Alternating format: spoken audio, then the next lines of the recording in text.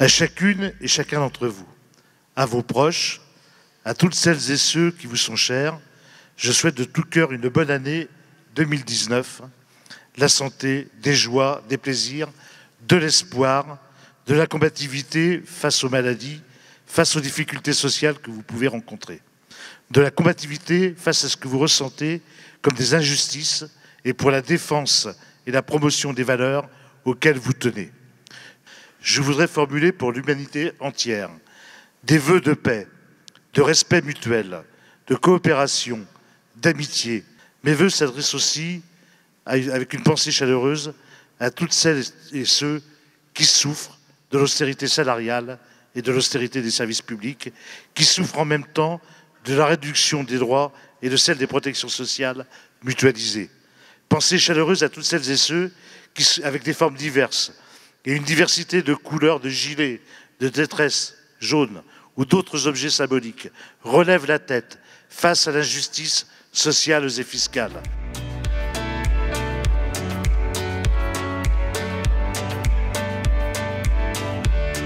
Et puisque le président de la République lance l'idée d'un grand débat national, nous disons chiche. Ainsi, nous qui avons mis dès le 11 décembre dernier des cahiers de doléances à la disposition de la population. Et je vous annonce qu'à partir du contenu de ces cahiers, nous souhaitons organiser le samedi 2 février de 10h à midi dans la grande salle de notre espace intergénérationnel Louise Volkel, une rencontre publique avec la participation de pratiquement tous les acteurs des mouvements des Gilets jaunes et des Gilets rouges syndicaux.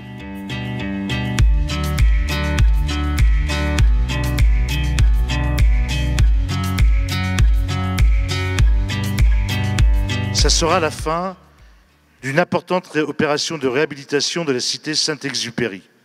Ça sera aussi la livraison de nouvelles copropriétés à dimension humaine et à prix maîtrisé. Notre attention sera particulièrement concentrée sur le quartier Fabien, retenu depuis 3 ans maintenant comme quartier national prioritaire de renouvellement urbain. Et je me réjouis que le projet qui commence à se dessiner s'articule plutôt autour de l'idée urbaine d'un grand parc Fabien, autour d'un cœur de plusieurs hectares d'espaces verts publics avec une nouvelle école maternelle. Prendront place autour de ce parc logements et équipements réhabilités, réaménagés, avec notre partenaire Val-Office, l'Office public départemental HLM du Val-de-Marne. Oui, la ville de Bonneuil-sur-Marne est pleinement engagée dans la transition écologique. Une transition écologique non punitive, qui amène l'environnement et le développement durable à la portée des citoyennes et citoyens, quel que soit leur statut social et leur type d'habitat. C'est ainsi que nous faisons tout pour favoriser le développement du port autonome de Bonneuil, qui combine d'une manière unique à ce niveau en Île-de-France le mode fluvial et le mode ferroviaire. 2 modes de transport particulièrement vertueux face au réchauffement climatique et aux dangers environnementaux et sanitaires résultant des émissions de particules fines. Et je me réjouis qu'après des décennies de mobilisation opiniâtre, 2019 sera enfin l'année du premier coup de pioche du prolongement de la RN 406 qui tout à la fois renforcera encore l'activité du port et éloignera de la proximité immédiate de nos quartiers le flot actuel quasi ininterrompu et insupportable de poids lourds qui n'ont rien à faire dans de telles proportions au cœur des zones habitées.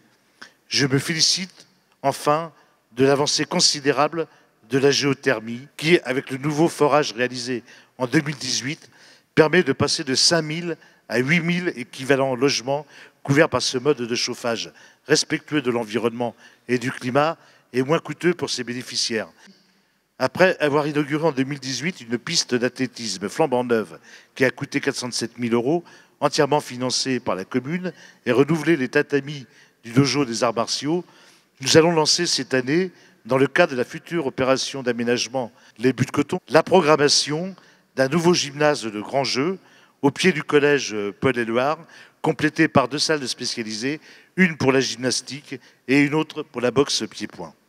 Et alors que nous allons ouvrir au printemps notre centre d'art, à côté de la médiathèque, nous avons le projet, avec le territoire Grand Paris Sud-Est Avenir, dont c'est maintenant la compétence, d'engager dès 2019 le projet de transfert du Conservatoire de musique d'art dramatique dans la ferme du Rancy, dans des conditions bien plus fonctionnelles et valorisantes que ses locaux actuels, bénéficiant d'un patrimoine architectural remarquable en cours de restauration. Je me réjouis aussi de la poursuite de notre offre de services locaux en matière de petite enfance. D'abord avec l'ouverture en février de la crèche associative Couleur Cabane, puis avec la programmation par le conseil départemental d'une nouvelle crèche de rayonnement intercommunal associant Sucy-en-Brie et Bonneuil-sur-Marne. Voilà, mesdames, messieurs, chers amis, les quelques mots que je souhaitais vous dire. Ils sont aussi l'occasion de remercier très chaleureusement, en mon nom et au nom du conseil municipal, toutes celles et ceux qui nous apportent leur concours pour faire de notre ville une ville active, dynamique, solidaire et agréable à vivre malgré les contraintes. Je voudrais, comme il est de tradition, terminer mon propos par une citation. Les maisons font la ville, mais ce sont les habitants qui font la cité. Très bonne et très heureuse année 2019, excusez-moi. Je vous souhaite que du bonheur, rien que du bonheur.